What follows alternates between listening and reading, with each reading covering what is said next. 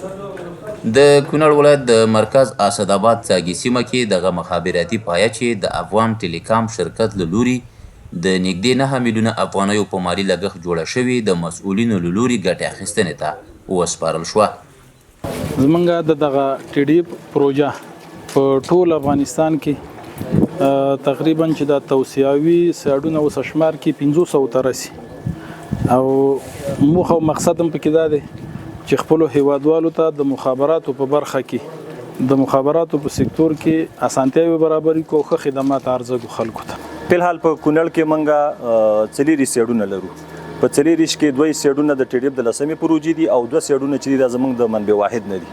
په 4 سیډونو کې زمنګ تقریبا یو 15 سیډونه فعال دي چې خدمات وړاندې کوي او د پاتې سیډونو تقریبا 80% چارې تر سره شوي دي او پاتې کارونه جریان لري ان شاء الله چې په نږدې ورځو کې به هم د دې صحنې بیا شاهدان یو چې د سیمې افتتاح وکړو ان شاء الله.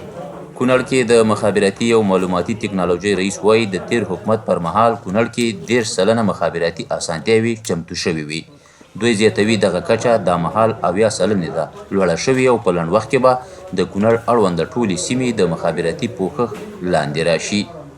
د فتح نه مخکې تقریبا چې 10% خلک د مخابراتي اسانتیاوو نه برخمن وو خو دغه کچه اوس تقریبا چې 70 سلنې ته لوړه شوې ده او نور موږ اراده لرو چې انشاءالله دغه سطحه 90% یا 90 سلنې ته لوړه کړو.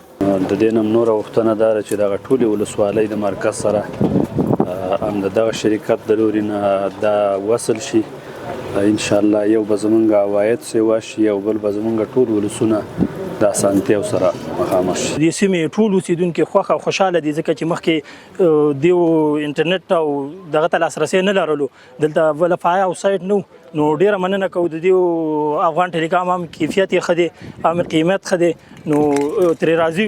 د یادولو وړ ده کونړ کې دغه ډول سایټونه هغه سیمو کې فعالیږي چې په بشپړه توګه له انټرنیټي او مخابراتي اسانتیاوو بې برخې دي.